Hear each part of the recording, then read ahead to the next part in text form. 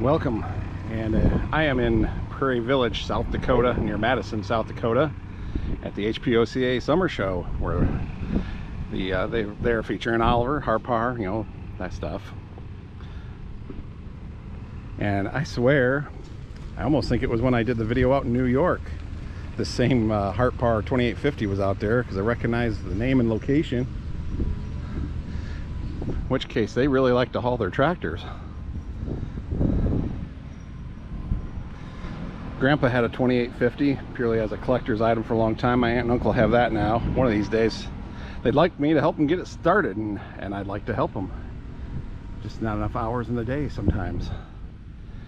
1836, that was a very popular model for Hart-Parr. Several versions of it were in A's, B's, D's, H stuff. Beautiful restorations.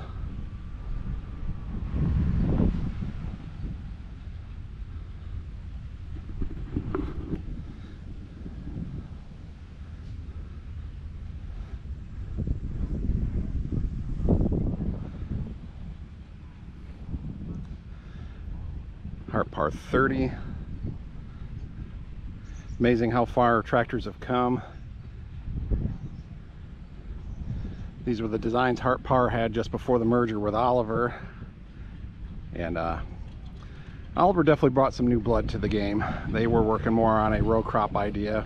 Hart-Parr, I think, was more of a western tractor, prairie tractor.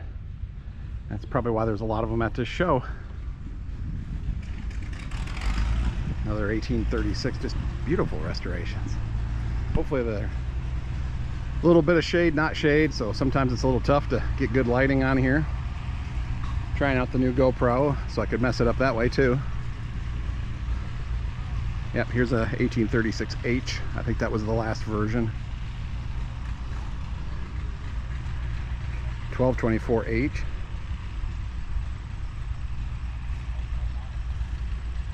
And one in its original work clothes. Nice straight unit though. Ooh, a nice little two-bottom Plowmaster. That's interesting. I do believe Mike Kelsum's going to come, but it's got yellow wheels, which there was a point when Oliver was red with yellow wheels, then red with green wheels, then green with red wheels. So sometimes I'm hesitant to put this for sale stuff on because a year from now they might have sold it and people are still calling them because they see a video. So use your judgment. Beautiful little 70 standard, Hart-Parr 70 standard. Well, I would say that's original. Maybe an older repaint, but boy, it's in good shape. Straight. That's just a sweetheart.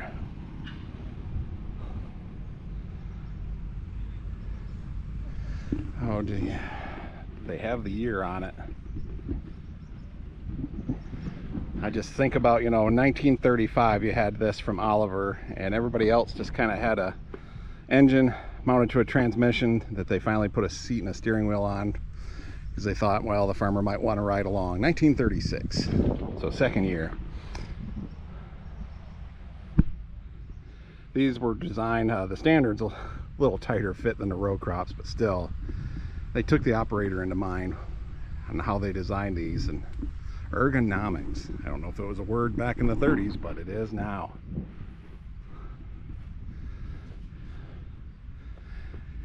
Super 88, yeah, just with a various amount of sheet metal from different models. Got the old style battery lid, but the embossed fenders.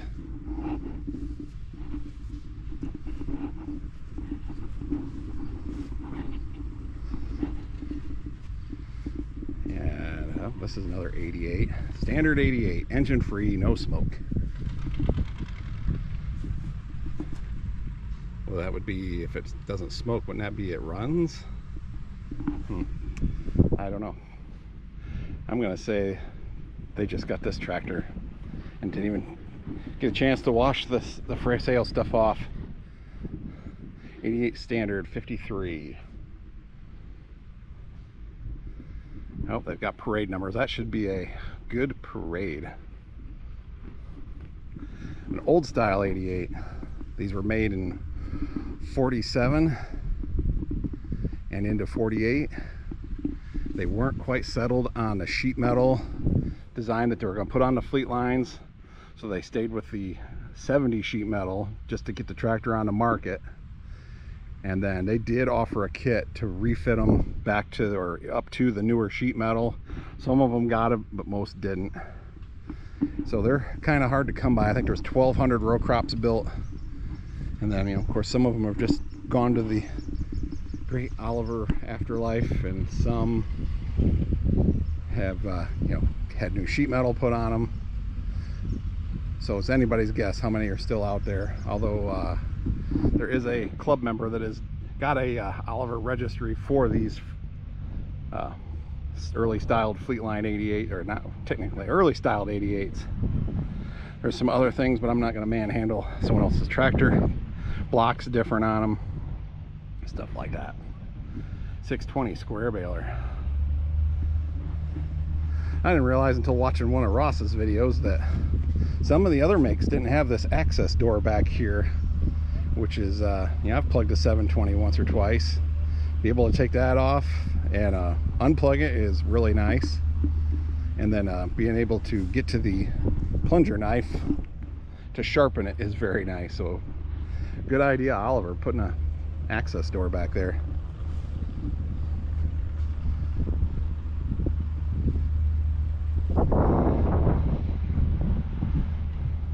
Seems like balers are either like in tip-top shape, and those are the guys that always kept them inside, or the guys that parked them outside and maybe threw a tarp over the knotter. This is somewhere in between. Nice 88 diesel. Oliver started putting the diesels in the fleet lines, I think, in 49. They were definitely ahead of the competition. These diesels started on diesel, no pony motor, preheated it like you would. A lot of modern diesels had a manifold heater element. Later on they did add a block heater, but they were just yeah, ahead of the game. By 1955, Oliver had over 50% of the diesel row crop tractor market. Wheeled tractor, you know, tractors like this. And they kind of threw that away. They did the XL121, which is a cool tractor, but it made them put their efforts back into gasoline instead of what they'd already accomplished with diesel. And I think that kind of set them behind when in retrospect, because 2020 is, because hindsight's always 2020. Nice Oliver 70. A lot of people ask, no, this was not factory. The Continental engine that they used had a port on each end of the manifold, so that depending on the customer they could put the exhaust where they wanted. And Oliver ran, what was it, but an elbow muffler under the hood, and then another elbow up through the hood. And so a lot of guys would, and the other elbow covered up the exhaust port on that side, sealed it up. So a lot of guys would just get 2 straight pipes, put it on there, and send it out the top. Nice looking 770. It's like a pretty recent restoration, maybe, or just well cared for. Power booster drive, just like my 880.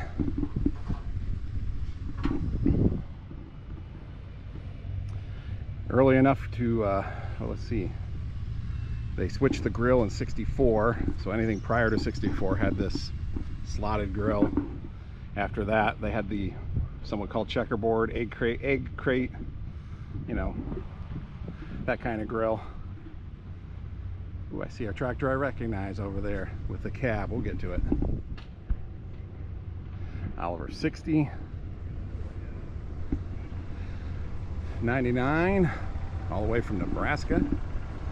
I do need to work on that water pump on mine.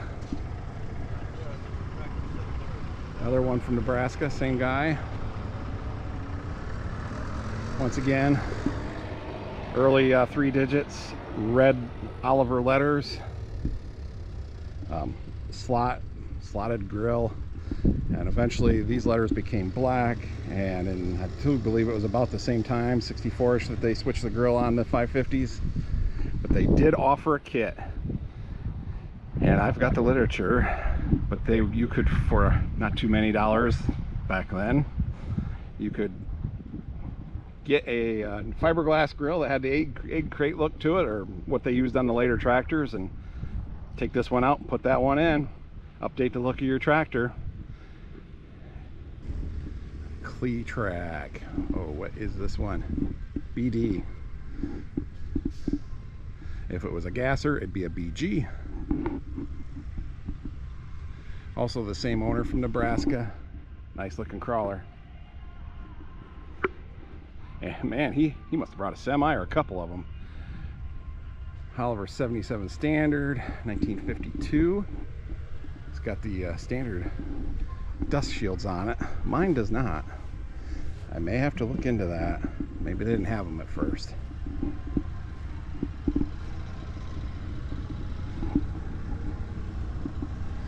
Same owner again, from Nebraska. Super 77, a 57. Power adjust wheels, that was the first year for those. Have the wraparound battery lid and Boss letters on the fenders. A few other odds and ends, key start, tachometer, 12-volt system if it's gas. If it's diesel, it was always 12.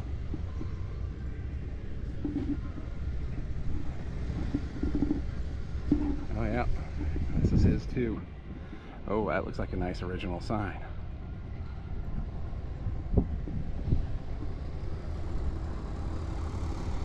More of his. Yeah, I'm thinking this was a couple loads. And more 77 diesel. They're a little tougher to come by. 66 diesel, definitely tough to come by. Not impossible, just tough. 1950. I don't think the 66 diesel came out until 50. The 77 and 88 were in 49. I would have to look that up or talk to Mike. Nice 660. Man. Yeah, he definitely contributed to the show. Thank you. Super 66, wide front with 3-point hitch. There's a nice one. I smell chloride. That might be the they're getting the pulling track ready. That might be from that. Who has it now? Oh, still the same guy. 66 gas, wide front with 3-point hitch. That looks a little more like a power traction hitch. This might add a little refitting going on.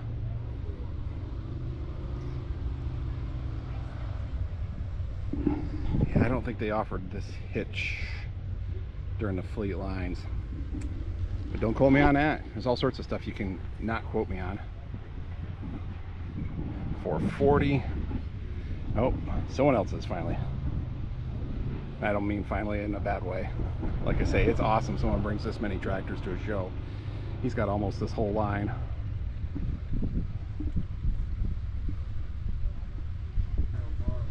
Oh man, these are rare. But this is what I was talking about, the 8 crate type shell or grill that they switched the 772. Beautiful paint.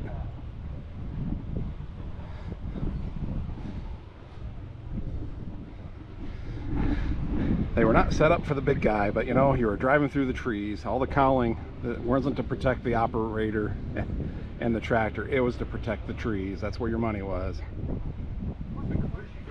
And you didn't want them catching on the steering wheel, breaking branches off. Everything was designed to let the tree branches guide their way over and not get caught in a wheel. Save the fruit, save the product.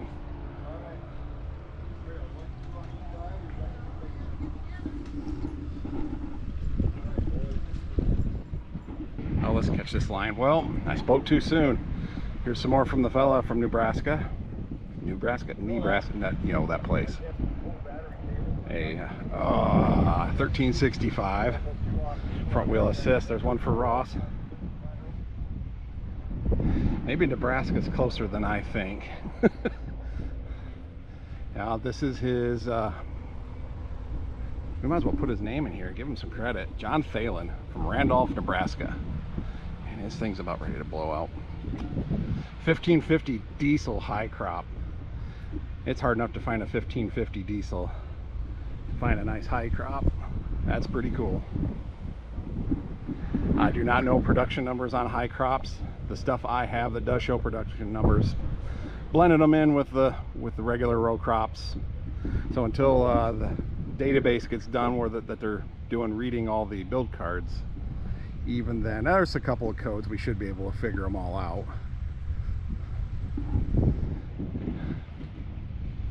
Nice 1550 gas. Some people will say, oh, it's rusty. It's straight.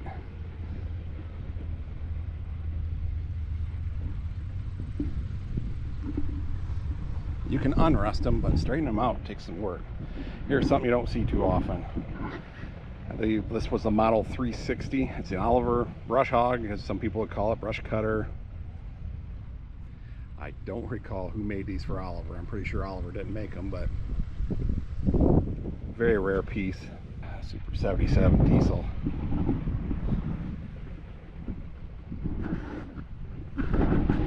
Those they offered that brush cutter as a pull type as well. I bid on one time and still kicked myself to this day for not bidding a little bit more. They'd actually used it to mow the area where the auction was beforehand. So got no one to blame but myself. Just had to raise my hand another time.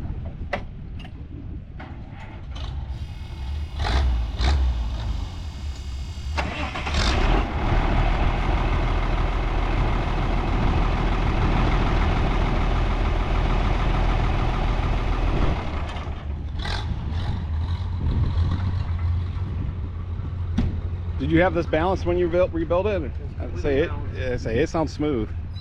So, spent a lot of money on this. This just showed up. It's a tribute tractor, but it actually has one of the original Hercules engines they used in the XO121 program. The rest of the tractor was, you know, custom done. Very nice job. Oh, double seat. I wonder if they do the bridge crossing. At least do some tractor rides. Oh wow, this one came all the way from Wyoming, Gillette, Wyoming, it says. Two of them. Down on the end here we got a neat one. It's Oliver Super 77. This is the way it was painted this way from the factory. They were ordered by the Kansas Turnpike Authority, I believe is right. Yes, Authority. Each of this.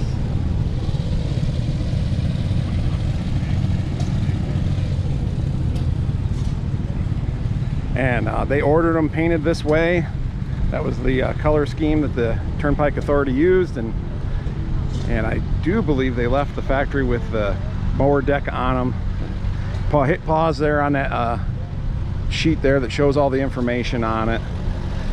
He said you have another one that says there's 32 built and was it 12 known to exist, and boy, he did a beautiful job on this one. But yep, some special things they ordered on them to make them work for what they wanted. And June 25 to 27, the Red Power Roundup will be here in South Dakota. So that would be something else. That'd be the 37th, which is a fairly long run with those folks. There's a lot of dedicated IH people in the area, so next year is out at the nice 770 Orchard. From, LP, June 25th to 27th. Owned by Ethan Lulich. And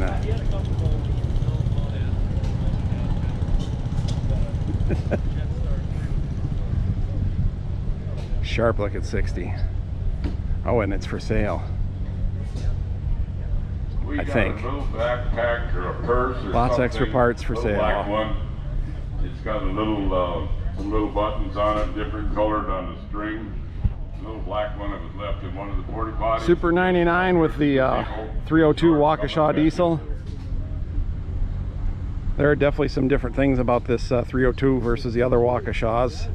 First off, it's a dry sleeve engine instead of a wet sleeve engine like most of the Olivers used. They're pretty easy to pick out. You got this whole plate here that covers the side of the block. It's not on the other Oliver Waukesha's. So at first glance, it looks a lot like a Super 88 engine, but it's 302 cubic inches, so there's that difference.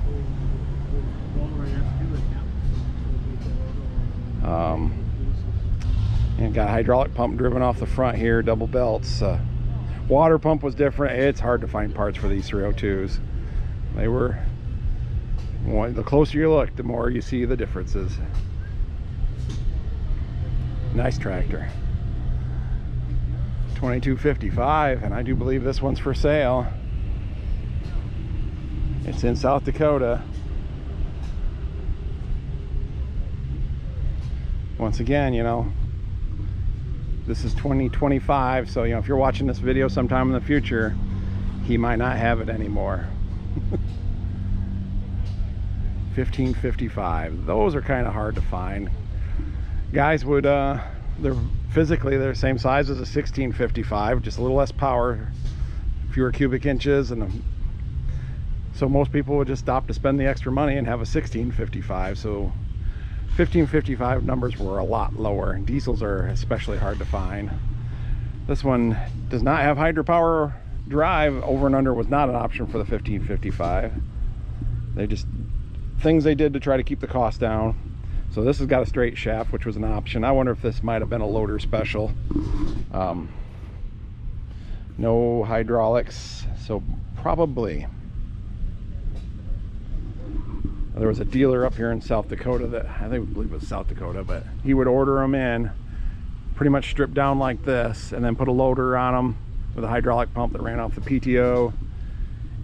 But with them so optioned down, he could really cut the price down, and sold a lot of them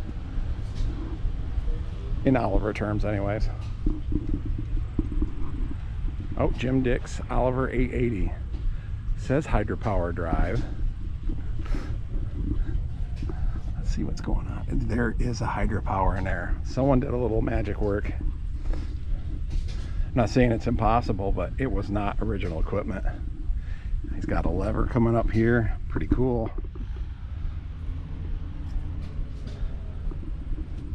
That's pretty neat. The Hydra-Power and the power booster mechanically, or I guess they worked on the same concepts: a clutch pack for your direct drive and a sprag clutch for your underdrive. But the power booster ran a dry clutch for the direct drive clutch, and Hydra-Power is all self-contained with a wet clutch, and then both had a wet sprag because that's the only way they'll work.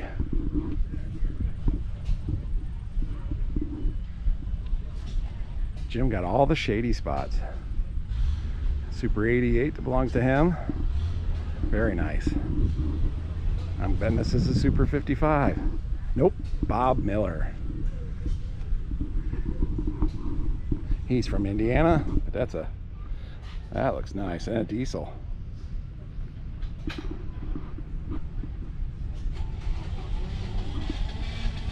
Oh, listen, that poor deer try to start. Super 66 diesel. Oh.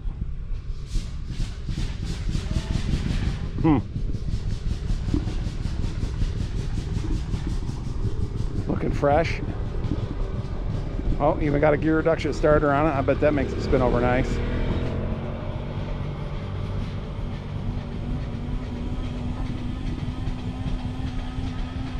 Sharp looking little 60.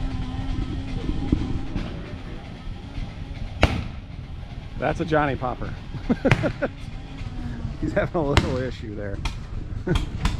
Oh, she's gonna go. I think it might have been a little flooded.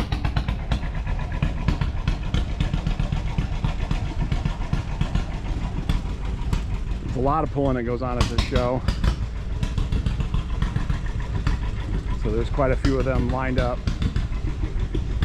60 standard, owned by Ken Steinberg.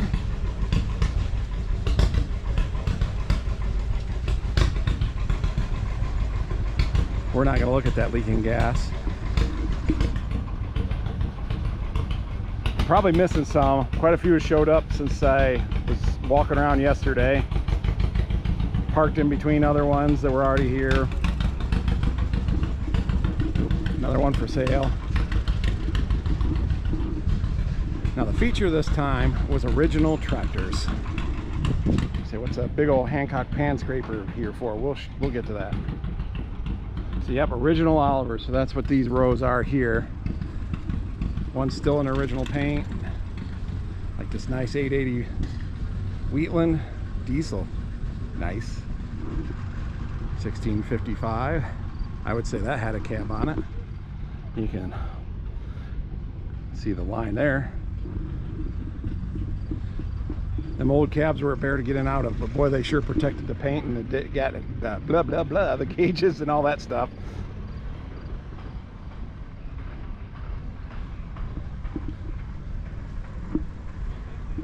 $660. I don't think this is the one, but someone was telling me there's a beautiful original 660 in this lineup. And I'm not saying this one ain't beautiful, but they were really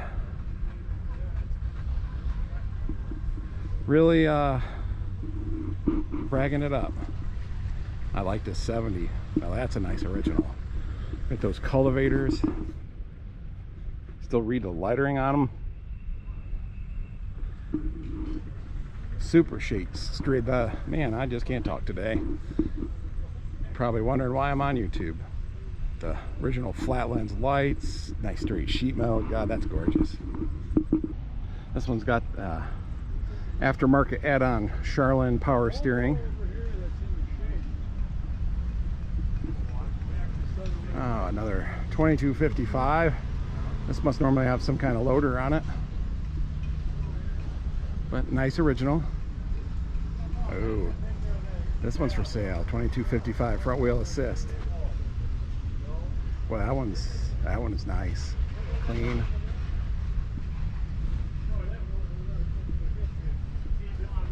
Really nice original. Oh, Matt Clark's 770. Matt has an incredible collection.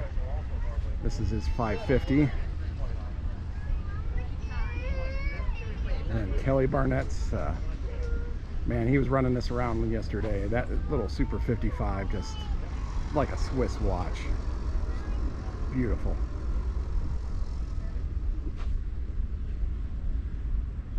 The Canadian version of the 2255, supposedly a couple slipped out with cock shut nameplates on them, but the majority said white. Some had this panel here white with paint, or, you know, painted white, and then different decals, and then later on they went to all red, and the red the white decal like you see there. You can kind of an easy thing to check. Late decal, I think this came out around 73 or maybe 70. I think 73, maybe 74. Then you got your early decal, it's the triangle, and that was on all your earlier 55 series. I should look some of this stuff up before I start talking, but so yeah, that makes a few 22s here. 1800 propane A series. That is pretty nice. A little flits or some buffing compound, it shine right up.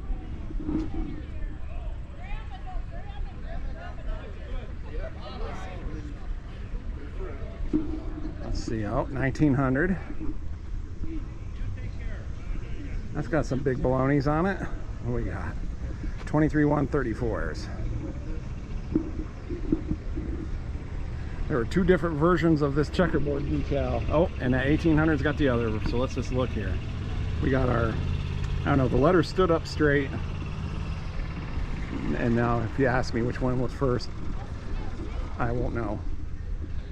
And then we had the ones that had a slight kick to them. Let's see what serial number this is. Okay, so this is a 91. Are the first two digits. So this is it's got a 94.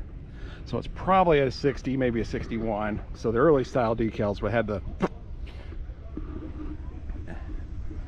later ones. Let's see what this has got for a serial number.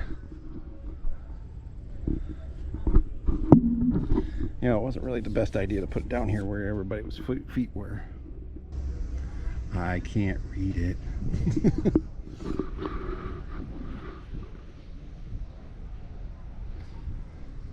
Well, anyways, that's the scoop on that. And then you got your B series. We got switched to this raised name plate that came from the cockshut line. B series still has a throttle under the steering wheel, just like the A series, like this 1900 here. But we do have a separate dash plate for the gauges. You can see that there. Screw. No screws here. All the holes were punched into the main dash piece. But yeah, the B series was mostly about some cosmetic improvements, but engine improvements. Increased horsepower. Hydraulics were basically pretty much the same as the A series. Same with the transmission. But they did change the styling.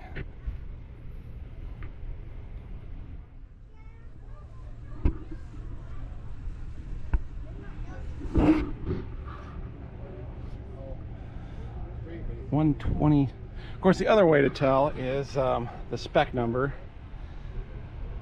If it's an A series 1800, the spec will start with 18. If it's a B, he'll start with 28. And if it's a C, he'll start with 38. And 19s are 19, 29, and 39. Nice Oliver 550, the original bill of sale. 1875 before trade-in. Oh no, I'm sorry, cash paid $600.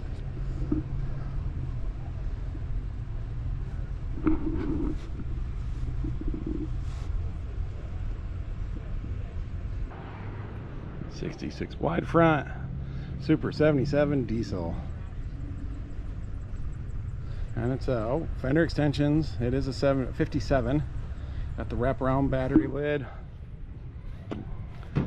which there was actually 57. We will call it, this is actually an improved Super, which didn't happen until February of 57. So there were some 1957 models that didn't have the wraparound battery hood. They did not have the embossed letters and a few other features. They did have red centers though, unless they were built in November, because the model year started November 1st for Oliver.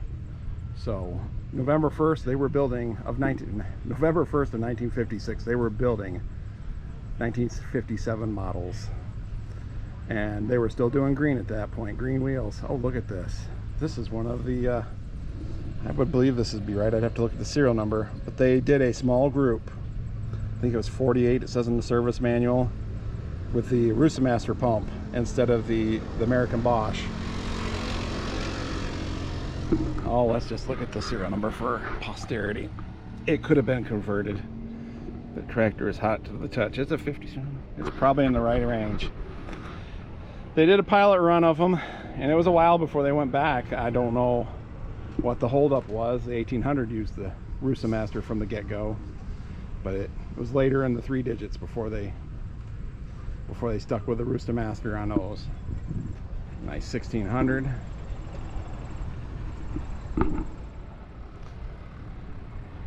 It's a nice 660. What was it? Oh, Ken Steinberg's. Let's see what it's got for hours. Showing 3,300 and something.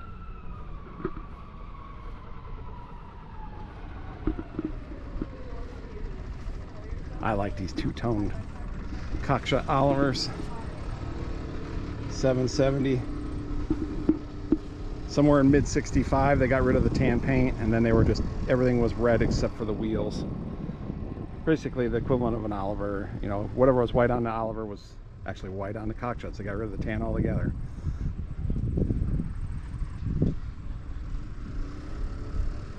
$990. GM 371. That's factory equipment. We have a Super 99 with the GM 371, also factory equipment. Oliver had a pretty good relationship with General Motors, and a lot of that was due to their CEO at the time, Alva Phelps, who came to Oliver from General Motors. He worked in the Saginaw steering. I think one of the patents for the Saginaw steering is in Alva's name, so worked his way up through the ranks, you know, engineering to management, and eventually found himself CEO of the Oliver Corporation. And of course, when they needed, you know, something like that, he had the contacts, and so General Motors was probably their first choice to produce an engine to get some horsepower, especially for Oliver. Their highest horsepower tractors were lower production numbers, so for them to design an engine of their own just wasn't practical. The cost basis versus return. So we got look at me getting all distracted. So anyways, they went with General Motors on the 2-stroke diesel. They had Allison torque converters, Delco ignition, Delco starters and generators, Saginaw steering. So yeah, just a lot of parts that they sourced from GM subsidiaries. 77 diesel, very nice. On the 66 and 77, there wasn't quite enough room for the injection pump on this side, so they put this bubble in the side panel to make sure there was enough room. And fortunately for my brain, they did it on the other side just for appearance, to balance the looks out. They didn't need it that on that side, but it would have looked goofy without it. That's where we at. So another 77 diesel, same thing, bubble on the side. They kept the balance. 1555, another nice original. Once again, another looks like loader special. No Hydra-Power drive, no hydraulics, that's just a cover there. They were definitely in well, oh yep, it's up through the hood. They still had power steering, but they had a belt driven pump. Filler neck come up through the hood right there. And where is its belt? Oh, they got it on the other side here, way down low, but it gets the job done. So there's a reservoir up there, pump down here, gets the job done. Another Super 99 with the boy, if this is all original, that's nice. I think it might be an older repaint, honestly. Still a nice tractor, very straight.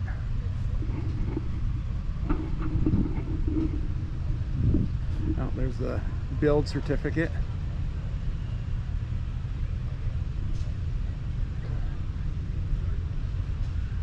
So you can get them at the Floyd County Museum. Just need your tractor serial number, and if for some reason you don't have your serial number tag, if you can get the engine serial number, they can reverse it out. That costs a little bit more, but hey, you know. And on these GMs, on the 453s, it's over here. I'm not sure where it's at on the 371s. I'll have to look or think about that or something. 66, nice straight one. Tire might be off the bead though.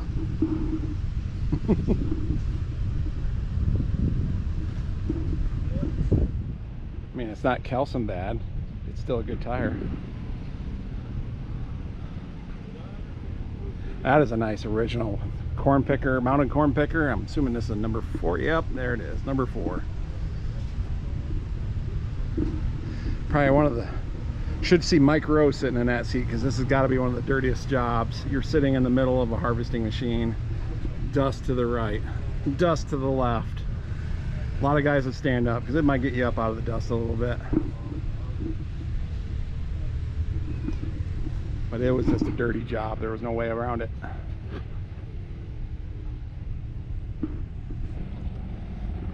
Old style 88. We talked about them earlier. A 1750 with a 3-speed. And it's, you know, got a complete engine unlike mine. Supposedly, I don't know, it's still, the block's still at the machine shop. Gonna have to get a hold of him and see what the holdup is. I don't think he's ever taken this long before, so I hope it's okay. That's a nice straight fleet line. 77.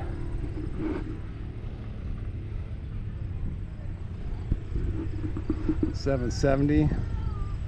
A little elbow grease on that would make that shine something nice too. Not that it's not bad. It's not, you know, it's not bad the way it is. I'm not disrespecting anybody's tractors. They're still Oliver's.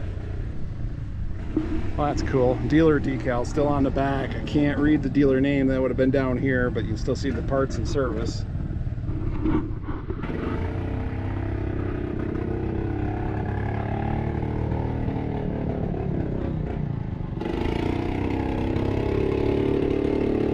Yeah, that's a nice one.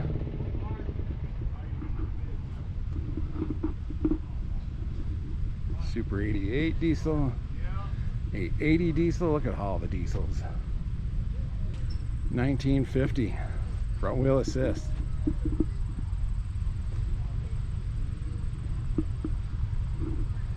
I feel like there's something I need to look at on it to compare to Herman, but I don't know what that is. Now this one's got 3-point hitch. Herman does not. Looks like a nice tractor.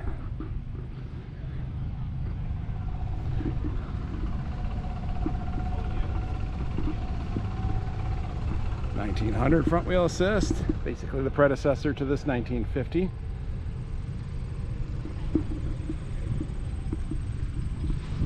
And they actually have mufflers. So many guys put straight pipes on them. I'm not passing judgment there either. What one is this? This is an 88. You can pick it out an 88 pretty easy. The grill tucks in right here at the bottom. So if there's no decals or anything like that, you can just look right here. The 77 and 66 use the same grill pieces. They do not have that tuck right there. And then also the 88 gear, bull gear stamping stands up much taller on the 88s. Barely stands up on a 77, Super 77, 770, and is flat even on a 66. So quick ways to do a easy tell. Of course, this 770's got the fiberglass grill, but we can still look, see how much shallower the bull gear dent is. Or, boy, look at that. Patent sticker is still on it. This is a nice original.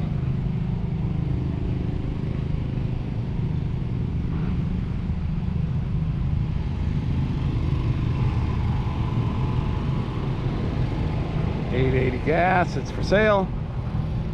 Once again, you can see the taller pan there. So if you're just looking at a rear end in a boneyard and you're wondering which one is this, there you go.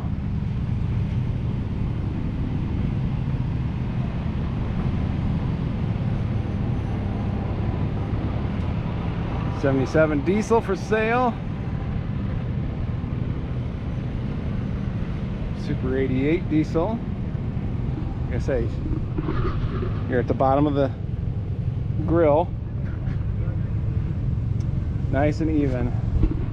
And this is factory, but you know, it curls in just a little bit because it's a wider grill.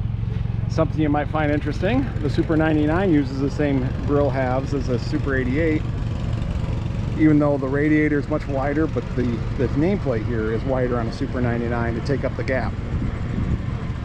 Oliver was always really good about trying to use common parts, so help keep costs down the best they could, still make a good product.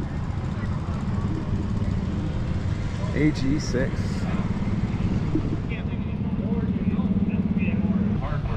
This is an Oliver. Well, it's probably technically a Parsons. Oliver would make the tractor. I owned one of these for a short while. It was missing the cable plow part and the cable roll loader holder part. It was missing a lot, but it ran good. And Oliver would build it's essentially a 1950 industrial called the 4115 Mighty Tow. They would build them to Parsons specs, ship them to them, and then Parsons would add all these other attachments to in order to bury cable, you know, telephone cable, communications, whatever cable. And it's a neat system with the cable plow on. It's kind of hard to see, but it looks like you have a PTO driven pump, and it's actually the opposite. It is a hydrostatic motor, that drives the transmission. And what we have is what looks like a creeper drive here, but they left one of the gears out intentionally. And so you shift this, and that makes it in neutral. When you're just driving the tractor around, you shift that part into gear, and then you can use your regular 6 forward and 2 reverse transmission like Oliver had, and to get where you're going. But when you wanted to creep and cable plow, you would shift this part into neutral, pick your gear probably first, you know, on the transmission, and then you would engage the PTO lever, which is in there somewhere. That would lock the PTO clutch in, because instead of going all the way to the engine like normal with the PTO, this went to the backside of the input shaft and was splined to that. And then this hydrostatic motor down here had gear reduction, went into the top shaft of the PTO and drove the back of the input of the man, everybody's loud today. Drove the back of the input of the transmission. And then you got several levers up here. You got your fair leads for cable coming around, but levers to operate, you know, boom up, down, the side swing and stuff. But there was one, what you got is what you get, which is probably this front one. That was your forward and reverse. So you could go forward, you engage that hydrostatic drive with just a lever, and it would slowly creep forward, driving the tractor hydrostatically. If you hook the cable plow on something that was giving you trouble, you can just pull the lever back, go backwards a little bit without having to switch gears or anything, and then go forward again, do whatever it took to get your cable plow going again. Vibrator plow, so something on it probably vibrated too. Well, this Jimmy did. There are so many hydraulic. You got your hydrostatic pump on the back drive here to power that ground drive. You got, or maybe that one was a different one. So you got a pump there, you got another pump here for power steering, you got a pump that's driven off the front of the crankshaft. Most of these actually had a spacer under the cast iron grill to raise it up a little bit more. And then they trying to think what the reasoning for that was, but and they would usually have a pump driven off the front here, which it probably does. Oh, it was under the radiator. Some of them had a big enough pump. See, this has got lift blocks to raise the radiator up, because the hydraulic pump that drives off the front of the engine needs room. All right, it's like an episode of Red Green. There's always a chainsaw running in the background. So anyways, yep, this has got a notch out like they all did for the hydraulic line for the cooler to come in. And but usually there was a spacer under these to pump them up just a little bit to meet the hood. So someone must have left that out at some point. So yeah, tons of hydraulic, you know, getting used, which had a big hydraulic reservoir over here on the side. Filter, canister filter. Here's your return, or is this no suction? Filter it. And then the other thing they had, I would like one of these for Herman, is a 6-bladed fan. The Oliver's usually running a 4-bladed fan, but this one, with all that heat from the hydraulics and the engine, wanted to get a lot of air through this radiator, so they bumped up to a 6-bladed fan. It was definitely a chunk of iron. Most of them have low hours. A company would buy them. They got a contract to bury cable, got their cable buried, and then that was it. They parked them and there they sat. Oliver 1850 special. And this other color, as not white, it's called Euclid green.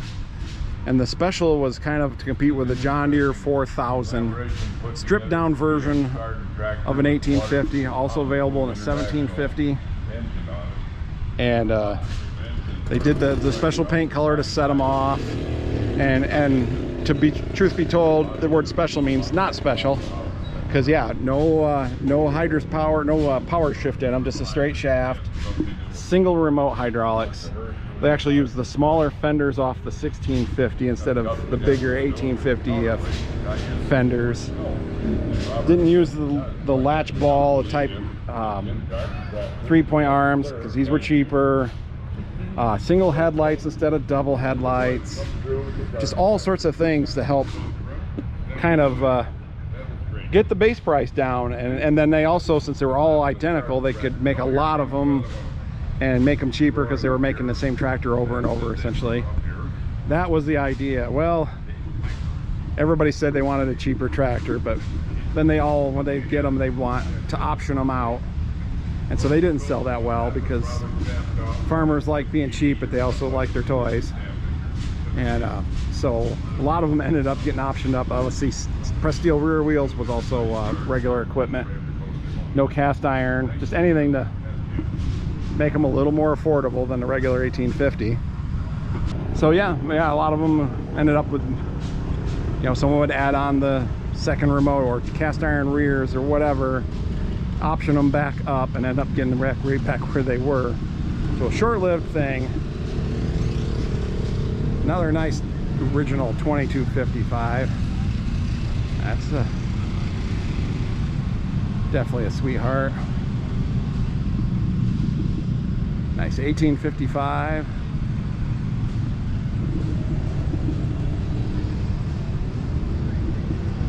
Yeah, that one's in good shape.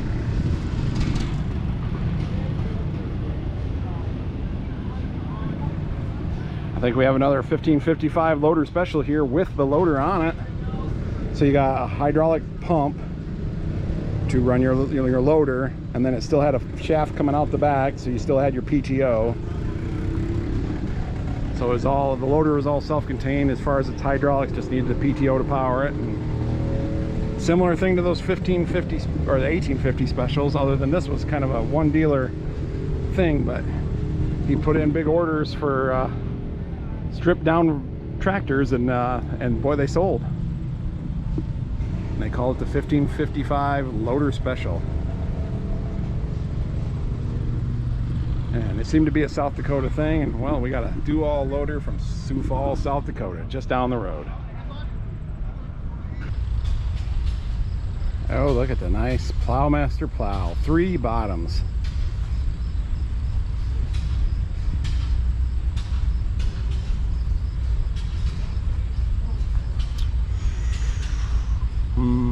Yeah, should be a Plowmaster. Okay, Hancock scraper, but this is an Oliver 1950, I believe. Yeah, it's got the GM. You can see it in the dash. It's an Oliver dash. Let's get you a little closer here.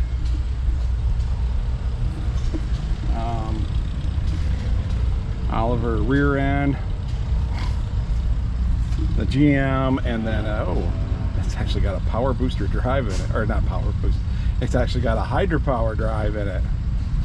That is interesting, but it was probably geared pretty low. Hydraulic pump up there, 453 Detroit. So yeah, Oliver would make tractors as much or little as a customer wanted, and so Hancock would buy what they called these power packs. The rear end, an engine, possibly a front frame, maybe wheels, maybe not, you know, it just depended on what the customer wanted. And then yeah, you can see the Oliver PTO unit down in there to drive a pump. And then Hancock made the rest. They just didn't make the power unit.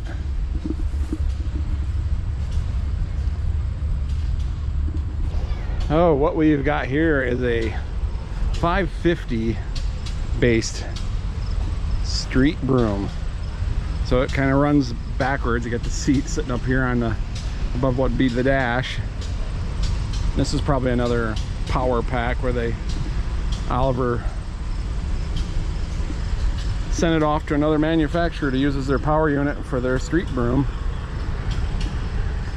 That's big enough and complicated enough. I don't think someone built this in their garage. They may have widened it to fit the broom they needed. I get that, but it's still neat. Oliver 70 road scraper. Once again, you know, Oliver built the tractor and then someone else added their equipment to it and sold it.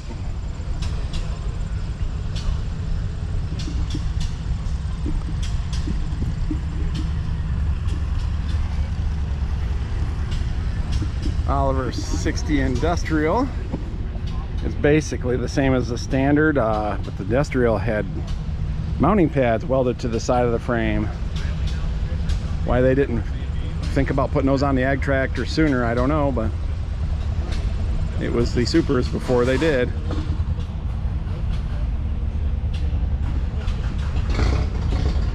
OC96. Oh, might as well record this. He just fired up. It's a tribute tractor. It's not the original XL121, but it is one of the original engines. They purchased that from the museum, overhauled it, and then got an 88 and did all the rest of the work necessary to make a tribute tractor. And it is shiny. And if you're wondering what an XL121 is, Oliver did some experimenting. The engine is a Hercules, and they worked with the Ethel Corporation trying to improve efficiency in gasoline powered engines. And so XO stood for Experimental Oliver, and 121 was 12-to-1 compression ratio.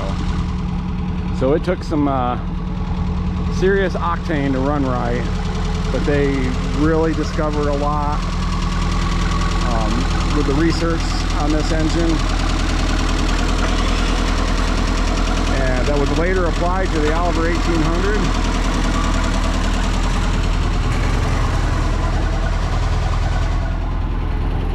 The Oliver 1800A later set a fuel efficiency record for gasoline powered tractors that was never broken and probably never will be, because most tractors are now diesel. Maybe all, unless you count garden tractors.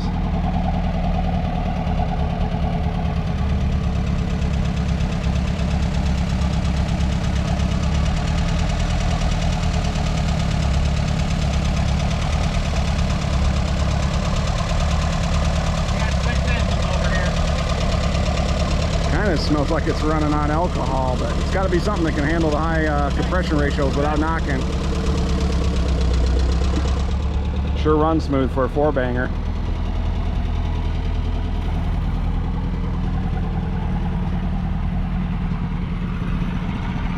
All right, where were we?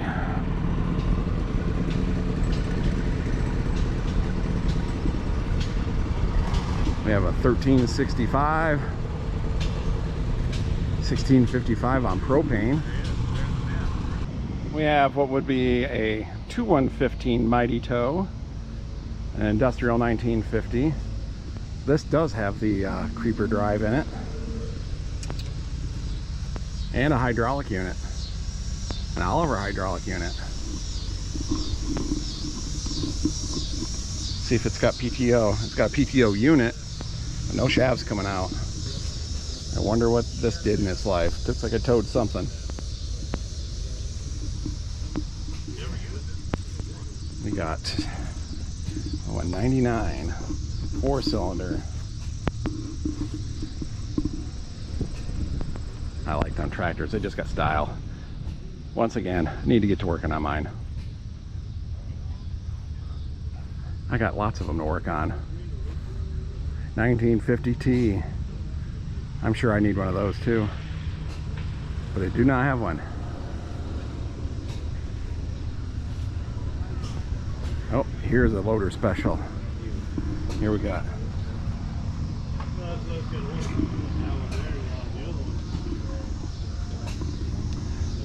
Article that was in one of the magazines about what is, oh, the HPOCA magazine. What is a loader special? 1955. New price for $19,250. Here's some parking down there.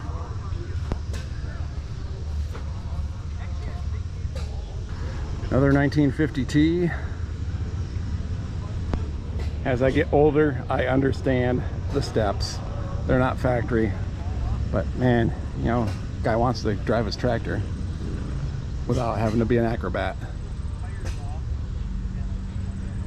Nice 1655. High crop 1550. We were noticing earlier, never seen this in the parts book. Seems like I've seen one other tractor this way. We got some kind of spindle coming out of the brake housing. They must have used to drive something. Why else have it there? It would turn the opposite direction of the wheels, I do believe. Because, yeah, the drop boxes were chain drive, so that was the same direction. Another nice tractor.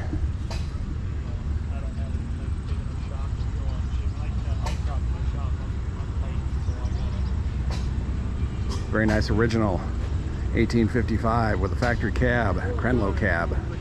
Yep. Yeah.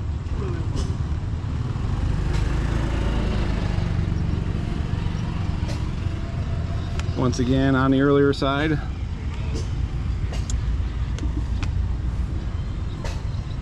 But not too early.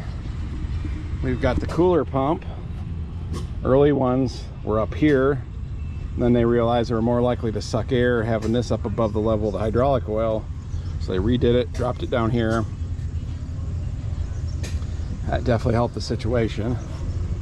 But then it's got the triangle shaped warnings. So I would guess about 73. We could look. Oh, or maybe not. Man, 1116s. 20.8, 34s on the back. It is, what do they say here? They do not say the year. Oh well. Okay, well, here's another thing. It doesn't have an oil cooler block. They switched to that in mid 73. But that probably means this has got the original block in it. Oh, the 660, the nice original one, finally reappeared or parked. Talked to the owner, Ken, and this is his golf cart to get around the show. 903 original hours. Still got the hydroelectric cylinder, fender extensions. Wow, that's a beauty. They said it runs just fantastic.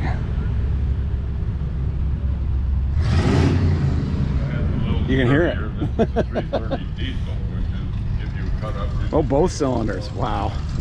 The Grille company still does and made a lot of accessories. They're the ones that made the common connector. Look at that paint. And it's original. So if you're wondering how to paint your 660, this is a late one with these decals. What do we have? 1964, very late. Yeah, that is awesome. Even has a block here. That's interesting. Okay, guys, if you're looking for parts, Justin Meyer, right there's all of his info. You can hit the pause button or something, but maybe he's off getting ready for the banquet. But it seems like he put everything on sale because of that. Oh, he's got stuff I need and he's not here to take my money.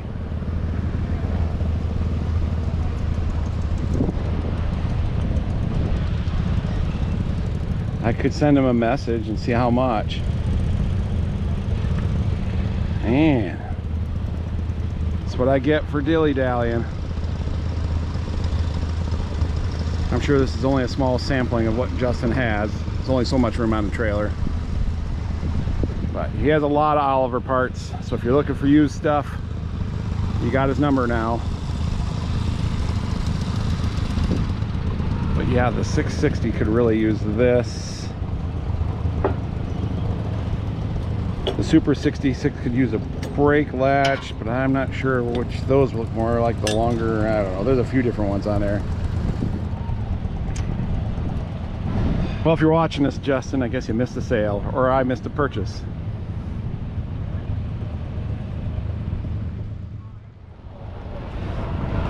Oh, we have the,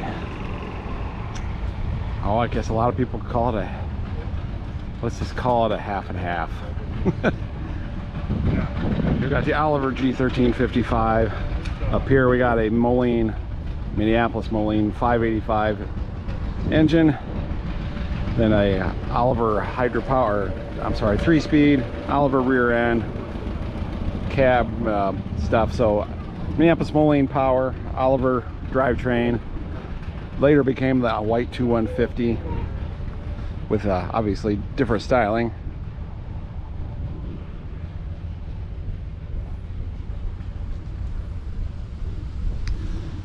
Let's see, 1850.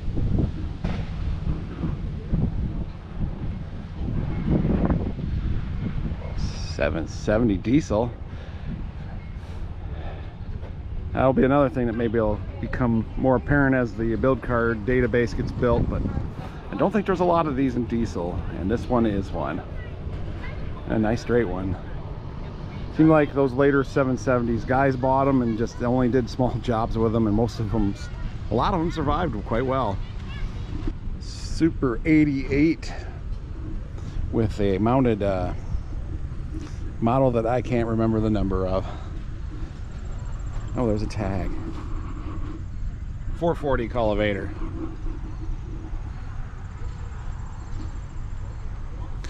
Probably than that day, you were big time. 1, 2, I guess it's a 4-row wide by the looks. Still covering a lot of ground in 1950 something.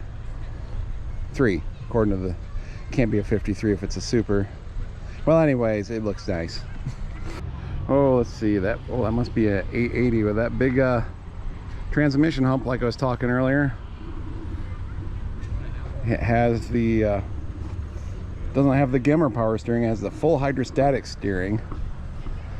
I would say, and with a Charlin steering motor, it's at least been converted there. They offered a kit to update these to the hydrostatic steering instead of the Charlin, or I'm sorry, the Gimmer partial or power assisted steering, and that makes these steer really nice. 2150, definitely have gotten to be a desirable tractor. Them Hercs, they're heavy and they're a hoss. They lug. Some people complain about fuel usage, but tell you what, they turn it into power that you can use. 1750 with a 3-speed. I'm trying to remember, it's Saturday now, so I don't remember what I talked about, you know, well, 10 minutes ago. But in 68, I believe, they split the side panel, and that was really nice. You didn't have to take this back section off just to open this up and service things under the hood, like the air cleaner. Oh, another one that's a very desirable 2255 with front wheel assist. She's ready to roar with headers. You know, there's a muffler up there, and 2. Be interesting to hear it run. And is that, yeah, it looks like it's got an air compressor or AC compressor on it, so it has air conditioning too.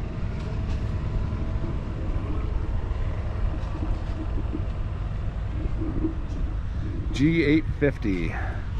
This was a 1755, intended to be sold at Minneapolis Moline dealers under the Minneapolis Moline name, obviously. But unlike that G1355 that was half and half, this was all Oliver, other than the paint. Paint set it off. Of course, you had to be the right serial number range to be it. But the one big difference is they cast a new grille to give it that Minneapolis Moline look.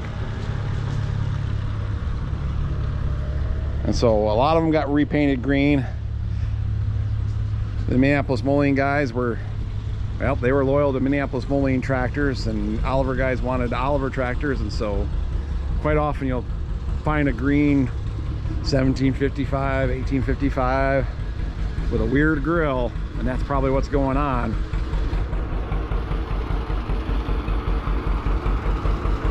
$18.50. See, this one does not have the split here, which the majority of them don't, because they were built prior to 68. Oh, this is one we were talking about earlier. Serial number says it's a 1750. The engine and the front frame and everything says it's an 1850. Been trying to figure out what's going on. Someone could have changed the dash pedestal. Someone could have maybe the rear end in their 1750 was good and they blew their engine, and so they had an 1850. Made two tractors out of one. Who knows?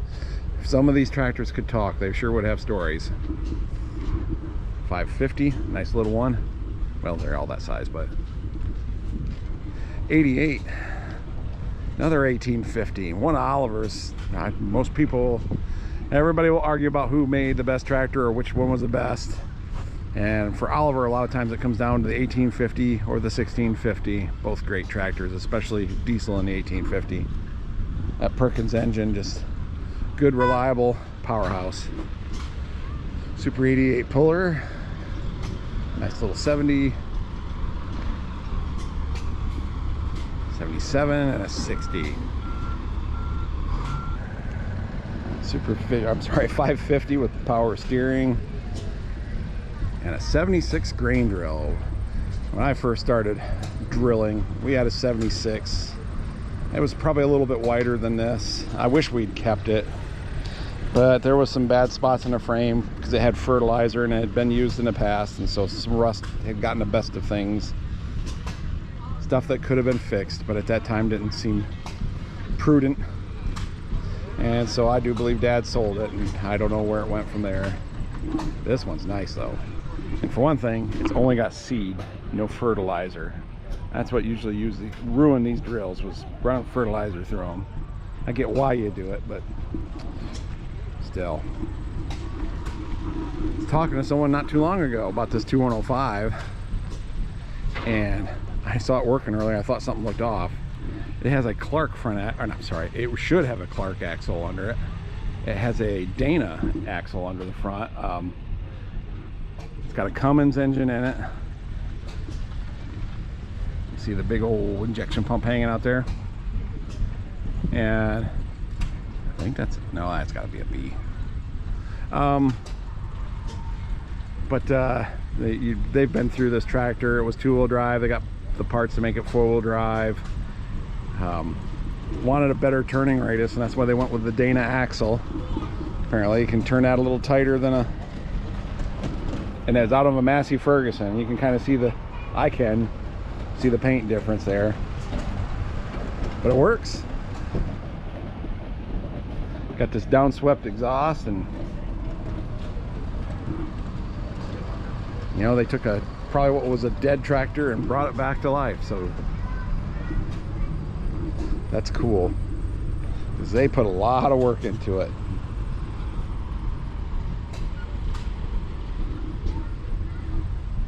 Oh, look at this 2255. Factory duals. The factory duals had this big cast ring here that bolted to the planetary drive. So it was a lot of extra added weight, and then spaced it out for your duals.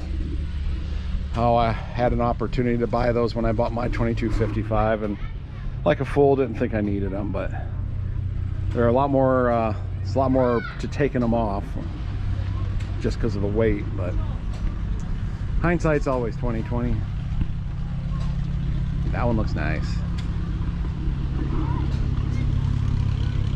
Looks like it's got good exhaust.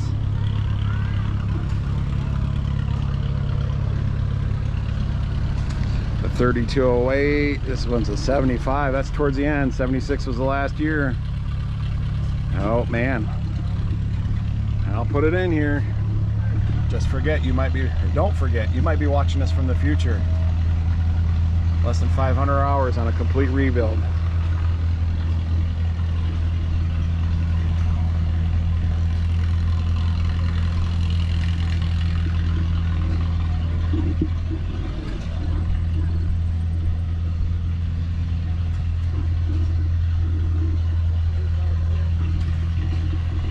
.270 front wheel assist. These are cool.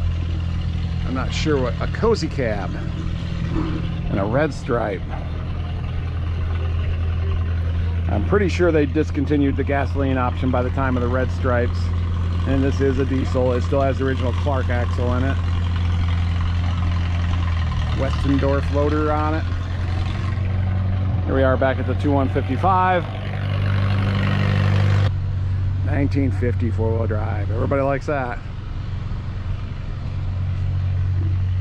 Someone out there doesn't, but they're wrong.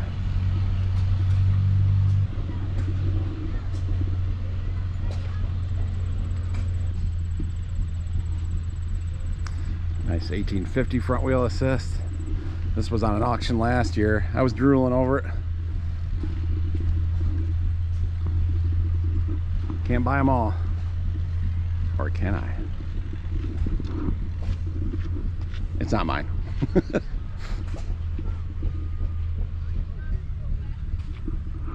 Let's talk about this Cockshut 2150 earlier. They definitely had to put some work in it and it came out nice.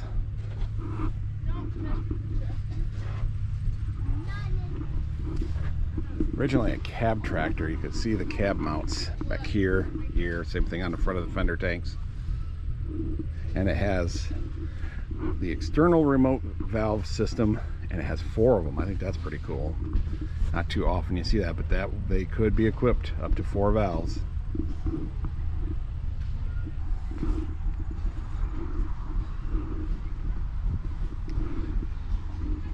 Nice little HG with a 2-bottom Oliver Plowmaster. 660 and a 207 rake. Someone put some work into that. Oh, mine needs I need to find some way to get some new bush bearings in. These feel good. They found something. Someone posted something online. I think they just had to bore the cast part a little bit to make a bearing stud bearing work in there. They found something. But yeah, that turns great. That's ready to work. An Oliver 525. Oh look, aftermarket. The M&W robot, fully automatic header control. When you're running the grain table and running beans, it would have a connection. There's a cable there, and it would automatically run the head up and down to keep it as close to the ground as possible so you can get as many beans as possible, because soybeans have pods all the way down, so you gotta keep it right down to the ground to get them all. Yeah, there's a lot of things here reminding me that I have projects. Now this showed up since the last time I was over here. A Model 25, which is the Industrial 70. They say it's an airport tug. There were some slight differences between a 25 and an airport 25, and I'm trying to remember what they are, but I have no reason to doubt it. That's pretty cool. But for a while there, the industrial models, you got an Oliver 70 industrial, 60 industrial, they went away from the tractor model numbers, and industrial guys did like to know, they probably still do, what kind of horsepower they were dealing with. And so that was the Oliver 25 PTO horsepower, or maybe it was drawbar horsepower. I think that's what they wanted to know. And there was other models. I think the 18 or the 80 became like the 35. And I don't think they ever did the 60 in anything other than the industrial 60. But then they had special versions like this airport tug, the Airport 25. 880 diesel.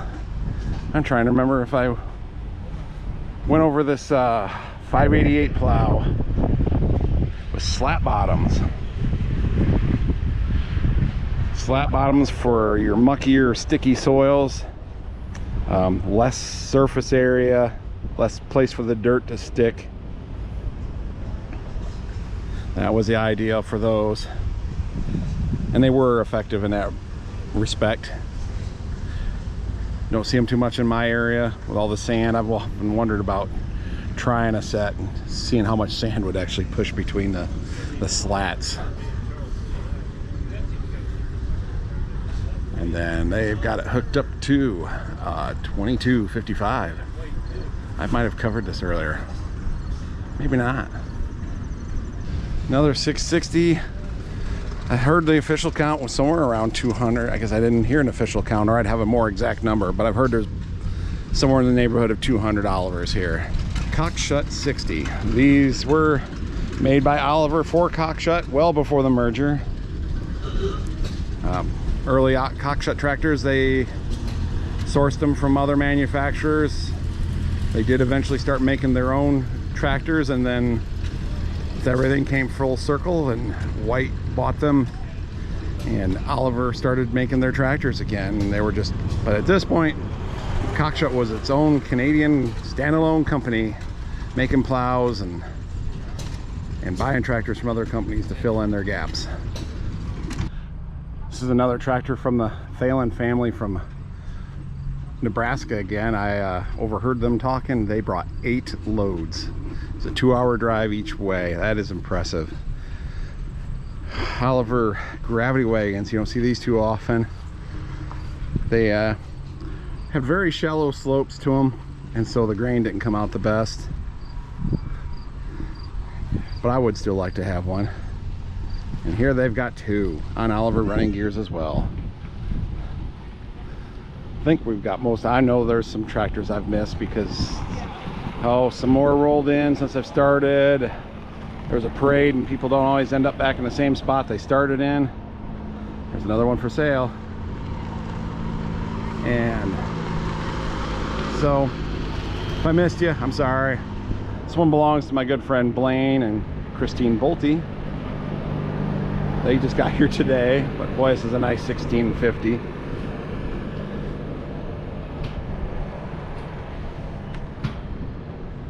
I walked by this high crop earlier and failed to notice something that someone else pointed out. Someone made extra tall spindles for it.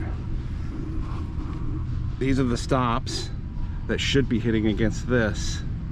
So somehow or another they welded on a shaft, because that bottom part looks original Oliver. And this looks original Oliver, and this just looks like a piece of steel tubing to act as spacer to hold it up. But they needed a little more than just the stock extra height. That's neat. They did a nice job with it. Let's see what we got. Mist Green 880. This is the only one that showed up this time, and boy, that is nice.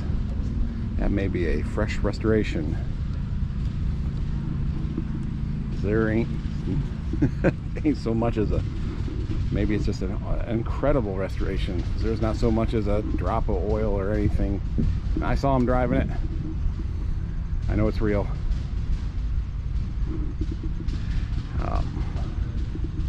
Single wheel front, Super 66, 1955 model year. Looks like they brought a high crop Super 88. Also fixed up very nice. Even has the hydraulic cylinder in there. They got a Super 66. Boy, if whoever does the restorations does it right. Looks like they got a couple more maybe over here. Maybe it's them.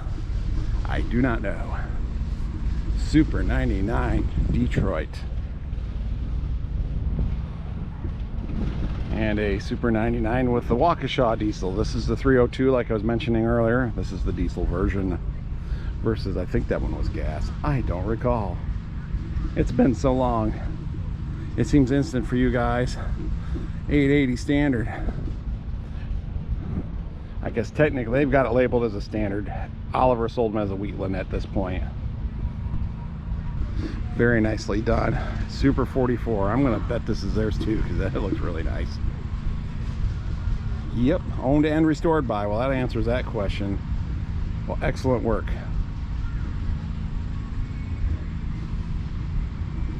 Someone knows what they're doing.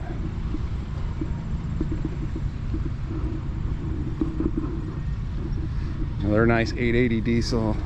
I think we kind of started with this Oliver 70 standard, but just in case. I just like it. It's got style. I probably said that last time. And you'll notice the for sale sign is gone from this Plowmaster 100. It's bound for Iowa. Our very own Mike Kelson bought it. He's gonna see if he can't defeat these new tires that are on it. I'm sure he'll give it the college try. Goodbye, Mike. I mean, good purchase, Mike.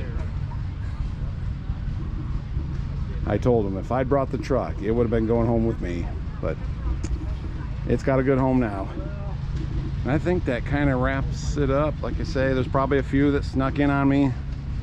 It's been a great show. We had really good weather, a couple hours of rain yesterday morning, but that dried up good. Had the plowing contest, just lots of tractors show up. Met a lot of people that watched YouTube, and that was cool to put so many faces and names together, meet a lot of people. So we'll wrap it up here. As always, thanks for watching, and we'll see you in the next one.